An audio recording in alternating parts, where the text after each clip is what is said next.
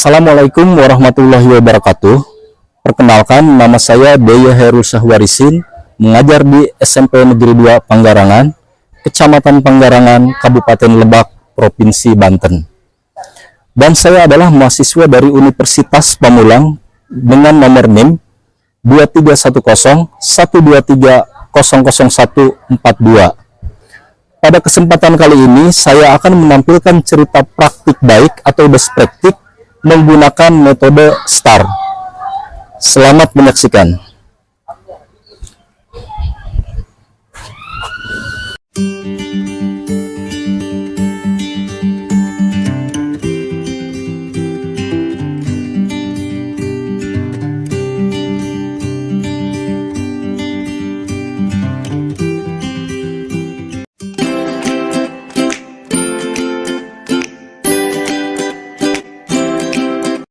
Menyusun cerita praktik baik atau best practice menggunakan metode STAR, yaitu situasi, tantangan, aksi, refleksi hasil, dan dampak terkait pengalaman mengatasi permasalahan siswa dalam pembelajaran.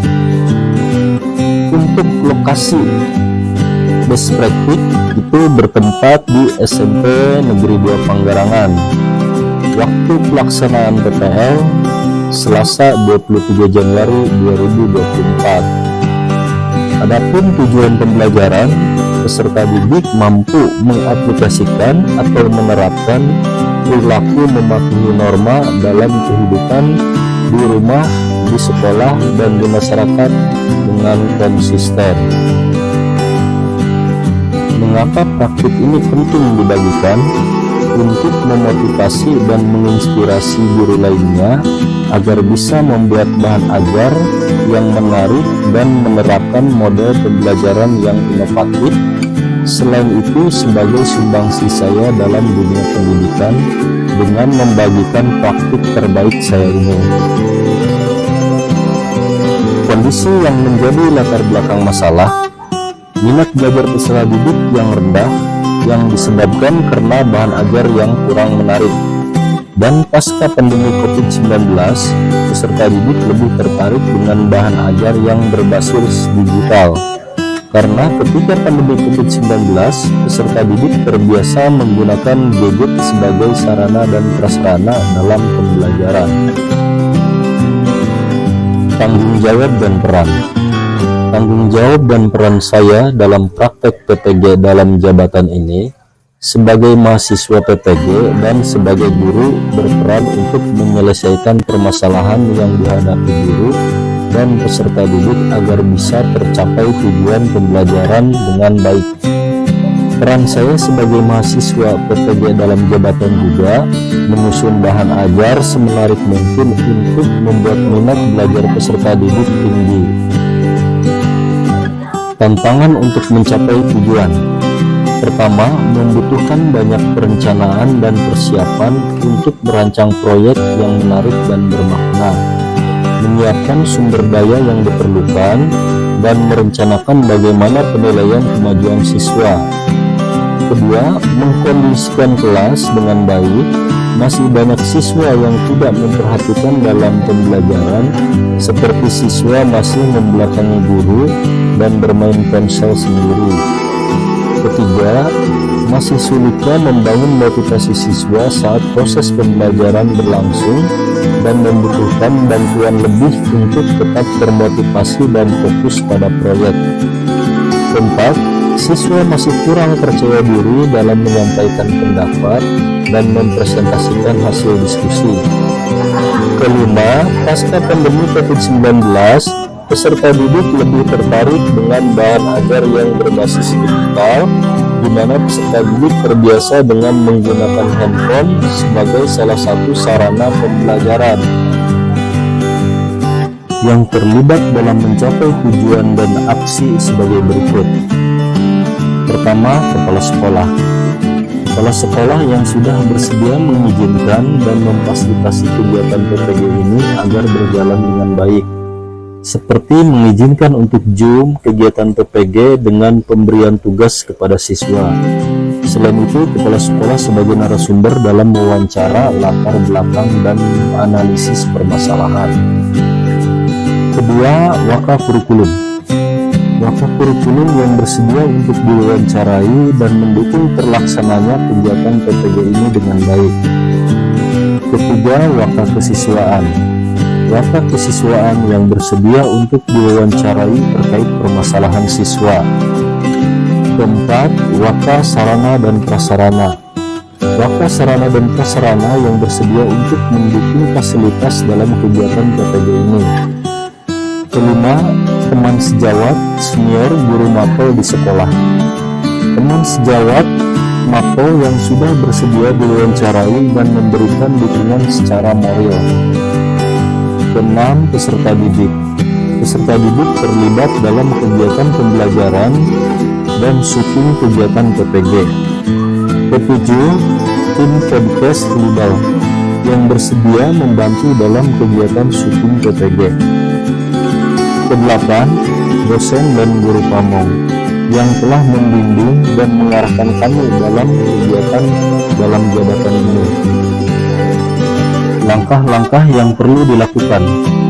Yang pertama, meluangkan waktu yang cukup untuk merencanakan dan mempersiapkan proyek, menggunakan sumber daya yang tersedia seperti buku panduan PJBL atau pelatihan guru untuk membantu dalam proses pembelajaran.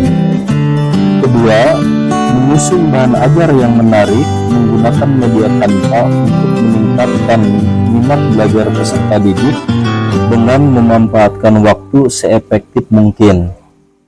Ketiga, memanfaatkan waktu seefisien mungkin untuk mempersiapkan rancangan pembelajaran yang menarik dan berbasis digital, baik itu dalam penyusunan LKPD, bahan ajar maupun dalam penggunaan media interaktif. Keempat, melaksanakan pembelajaran dengan model PJBL yang diterapkan semua sintaknya. Kelima, menyesuaikan dengan kondisi, karakter, dan gaya belajar peserta didik sebelum memasuki pembelajaran. Keenam, memberikan dukungan dan bimbingan yang diperlukan untuk membantu siswa bekerja secara mandiri atau dalam kelompok. Untuk strategi yang digunakan, yang pertama, menggunakan media pembelajaran yang interaktif, contoh video dan PPT interaktif. Kedua, menerapkan model pembelajaran yang inovatif, PJBL. Ketiga, menerapkan metode pembelajaran yang bervariasi seperti diskusi dan presentasi. Keempat, menganalisis materi, media, metode, dan model pembelajaran yang sesuai dengan karakter. Kelima, menggunakan pendekatan saintifik. Keenam, menerapkan sintak-sintak pada setiap model pembelajaran PJBL dengan tepat. Refleksi hasil dan dampak. Pertama, meningkatnya minat belajar peserta didik. Kedua, dengan meningkatnya minat belajar peserta didik disertai dengan hasil belajar peserta didik. Ketiga, pembelajaran menjadi lebih menarik dan inovatif. Keempat, kegiatan belajar mengajar di kelas menjadi lebih interaktif. Kelima, pembelajaran menjadi lebih student center. Yang menjadi faktor keberhasilan atau ketidakberhasilan dari strategi yang dilakukan. Pertama, manajemen waktu yang baik. Kedua, mempersiapkan semuanya dengan matang, mulai tugas, presentasi, persiapan RPP, media, penilaian, bahan ajar, dan LKPD. Ketiga, penggunaan metode yang bervariasi. Keempat, penggunaan model pembelajaran yang inovatif seperti PJBL. Pembelajaran dari keseluruhan proses tersebut. Pertama, pembelajaran dari semua proses yang dilakukan dengan berusaha bersungguh-sungguh dan mempersiapkan dengan baik sehingga kita bisa mendapatkan hasil yang maksimal. Kedua, dari proses kegiatan awal sampai akhir diusahakan untuk selalu mengerjakan tugas tepat waktu. mempersiapkan perangkat dan syuting tepat waktu agar mendapat nilai yang sesuai.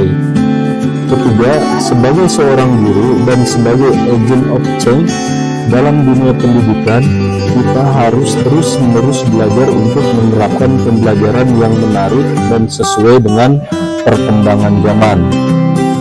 Keempat, bahan ajar yang menarik serta berbasis digital dapat meningkatkan minat belajar peserta didik.